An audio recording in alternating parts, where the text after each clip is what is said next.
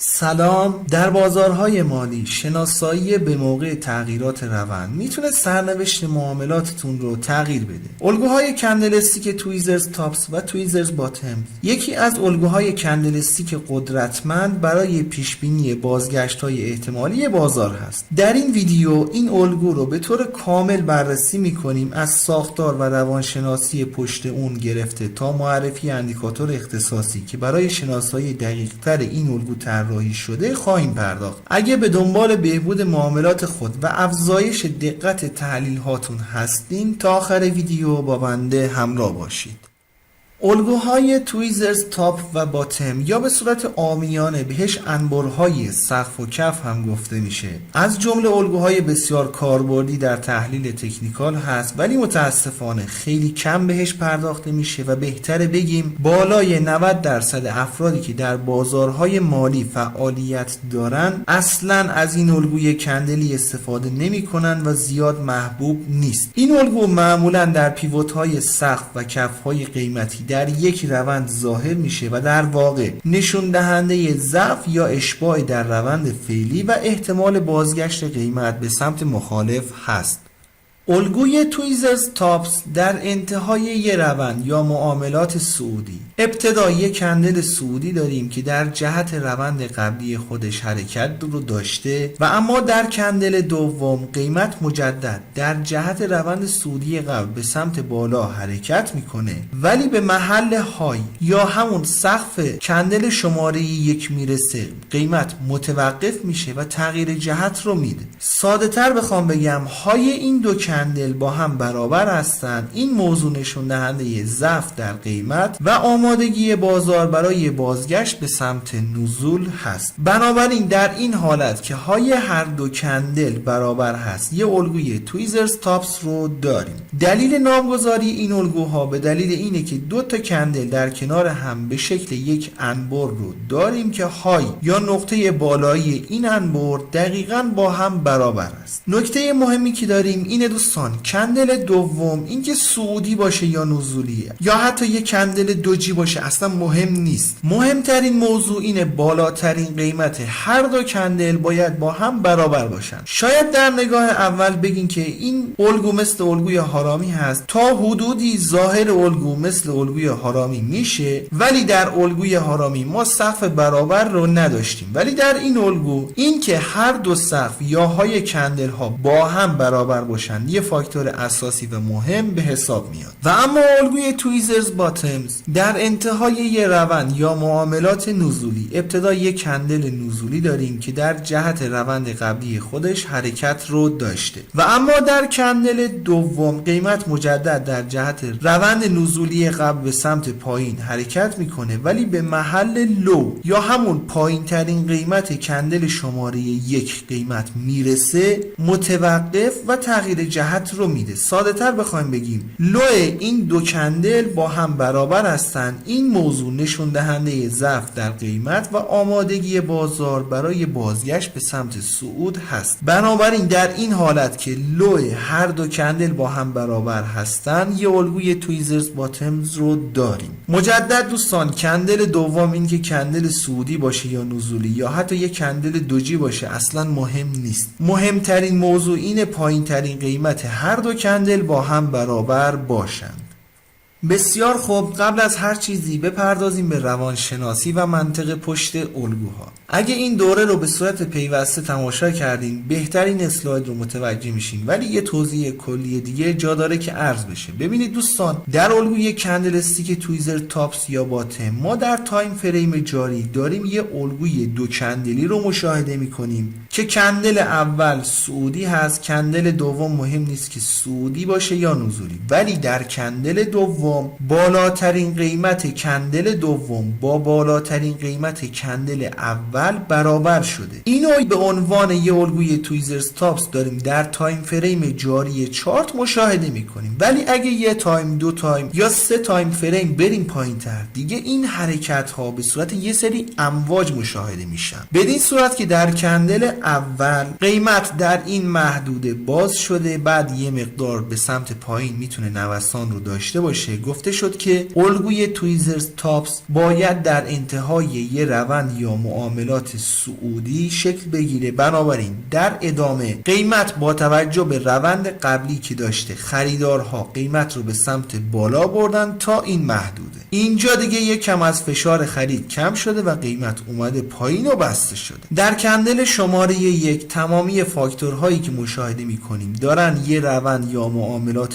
سعودی پرقدرتی رو نشون میده. حالا در کندل شماره 2 قیمت در این محدوده باز میشه. یه مقدار اصلاح جزئی رو در ابتدا میتونیم داشته باشیم. دوباره خریدارها وارد میشن و قیمت رو به سمت بالا میبرن، ولی این سری یکم داستان متفاوت میشه. در کندل شماره 2 زمانی که قیمت به بالاترین قیمت یا قله شماره 1 میرسه قیمت در این محدوده مقاومت میشه و در این سطح مقاومتی فروشنده های زیادی وارد مارکت میشن و اجازه نمیدن قیمت به سمت بالا بره. یه عرضه و تقاضای برابری در این محدوده شکل میگیره و قیمت به سمت پایین حرکت میکنه و بسته میشه. این که گفته میشه کندل شماره 2 مهم نیست که صعودی باشه یا نزولی یا دوجی، به علت این مهمترین فاکتورمون مقاومت قیمت در سقف شماره 2 هست. اینجا ناتوانی قیمت رو نشون میده و یه هشداری رو صادر میکنه که ممکنه روند به زودی تغییر کنه. حالا اینجا با مشاهده الگوی تویزرز تاپس بسیاری از خریدارها از معامله خارج میشن، چون روند قبلی که داشتیم ضعیف شده و ممکنه سودشون رو از دست بدن. بنابراین بسیاری از خریدارها سیو سود انجام میدن. همون اول کار که این الگو رو دیدیم باید این جرقه تو ذهنتون میخورد که این الگو همون الگوی سقف دوقلو هست. در الگوی سقف دوقلو باید به صورت بصری چارت رو دنبال کنیم تا یه سقف دوقلو رو مشاهده کنیم، ولی یه راه میانبری هم هست که وقتی در تایم فریم جاری الگوی تویزرز تاپس رو مشاهده کردیم بدون اینکه نیاز باشه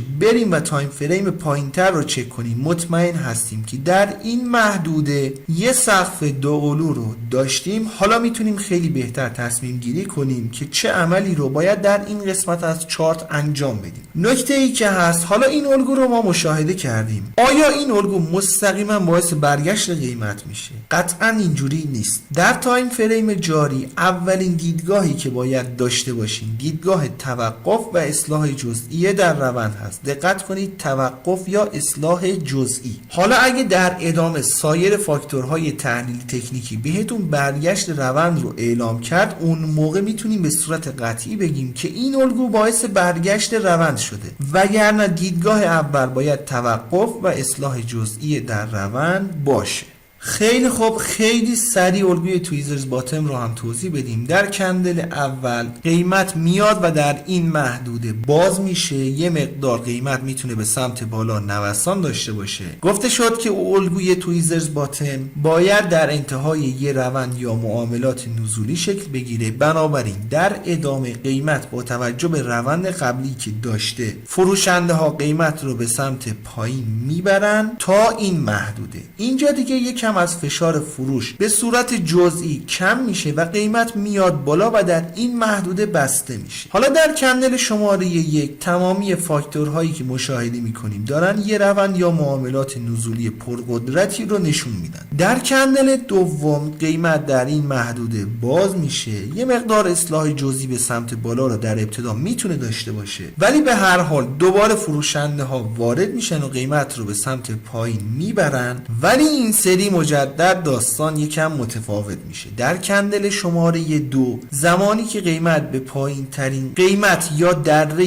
شماره 1 خودشو میرسونه قیمت در این محدوده حمایت میشه و در این سطح حمایتی خریدارهای زیادی وارد مارکت میشن و اجازه نمیدن قیمت به سمت پایین حرکت کنه. یه عرضه و تقاضای برابری شکل میگیره و قیمت به سمت بالا حرکت میکنه و بسته میشه. این که گفته میشه کندل شماره 2 مهم نیست که صعودی باشه یا نزولی یا دوجی، به علت اینه مهمترین فاکتورمون حمایت قیمت در دره شماره 2 هست. اینجا ناتوانی قیمت رو نشون میده و یه هشداری رو صادر میکنه که ممکنه روند به زودی تغییر پیدا کنه. حالا اینجا با مشاهده الگوی تویزرز باتمز بسیاری از فروشنده ها از معامله خارج میشن، چون روند قبلی که داشتیم ضعیف شده و ممکنه سودشون رو از دست بدن. بنابراین بسیاری زیادی از فروشنده ها سیو سود انجام میدن. مجدد دیدگاه اولی که داریم توقف و اصلاح جزئی در روند هست و حالا اگر در ادامه حرکات قیمت سایر الگوهای تحلیلی تکنیکی برگشت روند رو به همون اطلاع بده، میتونیم بگیم که این الگو باعث برگشت در روند شده. بسیار خوب، وقتش رسیده که خدمتتون اندیکاتور GTS تویزرز تاپس اند باتم پترن رو معرفی کنم. این اندیکاتور دوستان با توجه به مواردی که خدمتتون توضیح داده شد، اگر الگوی تویزرز تاپس یا باتم رو داشته باشیم شناسایی میکنه و با یه علامت که شبیه برابری صف‌ها یا کف‌ها هست بر روی چارت نمایش میده. ابتدا الگوها رو بررسی کنیم. برای این الگوی تویزرز باتم اگه دقت کنید در انتهای معاملات نزولی کندل اول یک کندل نزولی هست، هرچند کم قدرته، ولی روند قبلی یه روند نزولی مشهود هست. در کندل دوم یک کندل صعودی رو مشاهده میکنیم که پایین ترین قیمت کندل اول با پایین ترین قیمت کندل دوم برابر بوده. به همین علت یه الگوی تویزرز باتم رو داشتیم. برای الگوی تویزرز تاپس اگه دقت کنید در انتهای یه معاملات صعودی کندل اول یک کندل صعودی پرقدرت هست، حرکت قبلی هم روند صعودی رو داره تایید میکنه. در کندل دوم یک کندل صعودی رو مشاهده میکنیم که بالاترین قیمت کندل شماره 1 با بالاترین قیمت کندل شماره 2 برابر بوده. به همین علت یه الگوی تویزرز تاپس رو داشتیم. دو تا نکته رو توی این الگو داریم. اول اینکه اگه خیلی ریزبین باشین بالاترین قیمت کندل شماره 2 یه مقدار پایین تر هست، ولی اندیکاتور اومده و تشخیص داده. این که داستان چی هست رو در ادامه خدمتتون توضیح میدم. مورد بعدی این که اگه دقت کنید کندل شماره 2 یک کندل صعودی هست. باز برمیگردیم به نکته‌ای که خدمتتون عرض شد. کندل دوم این که صعودی باشه، نزولی باشه یا دوجی اصلا مهم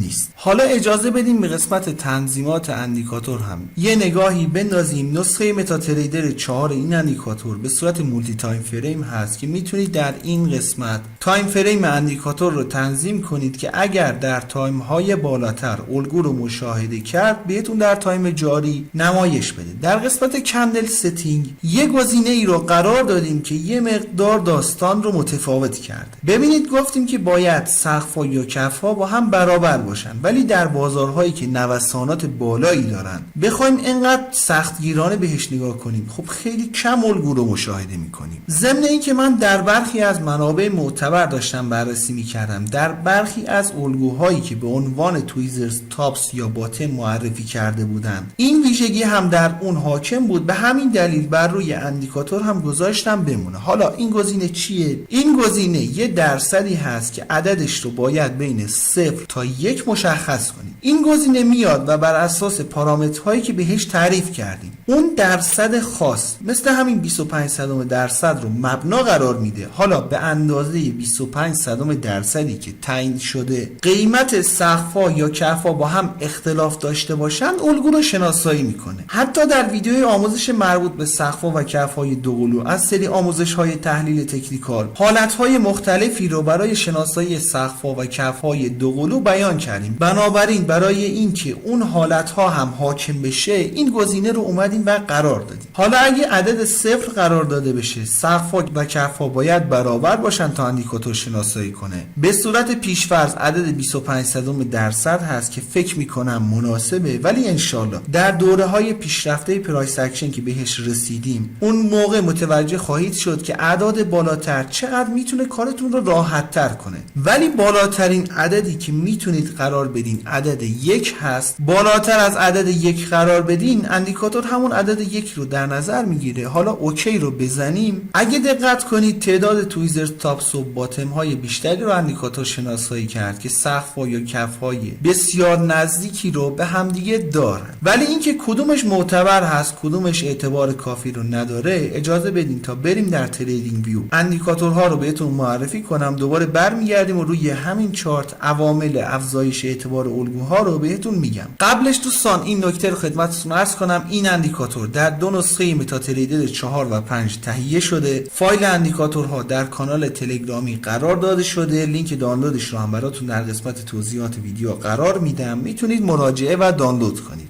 ضمناً اگر تا اینجای کار فکر میکنید ویدیو مناسب هست، لطفاً ویدیو رو لایک کنید. اگر هم دوست دارین آموزش بازارهای مالی رو به صورت کاملا اصولی و تخصصی یاد بگیرین، پیشنهاد میکنم کانال خودتون، کانال گلدن تریدینگ سیستم رو سابسکرایب کنید و علامت زنگوله رو هم بزنید تا به محض انتشار ویدیوی جدید بهتون اطلاع داده بشه. برای انداختن اندیکاتورها در تریدینگ ویو باید وارد سربرگ ایندیکیتورز بشیم. بعد در قسمت تکنیکالز سربرگ پترنز رو انتخاب کنید، یه مقدار اسکرول کنید به سمت پایین و تویزر باتم و تویزر تاپ روش کلیک کنید. روی چارتتون نمایش داده میشه. باز مثل الگوهای قبلی که داشتیم، این الگو هم از یه میانگین متحرک برای فیلتر کردن الگوها استفاده میکنه که اگر عوامل افزایش اعتبار الگوها رو بلد باشین فکر نمی کنم نیازی به این موضوعات باشه و بهتر بیایم و این گزینه رو بر روی نو دیتکشن قرار بدیم تا فیلترها به صورت کامل از روی اندیکاتور برداشته بشن. ضمناً در تریدینگ ویو باید سقف‌ها و کف‌ها کاملا برابر باشن تا اندیکاتور الگوها رو شناسایی کنه. مثل اندیکاتوری که شخصا کد نویسیش رو انجام دادم نیست و یه مقدار سختگیرانه است.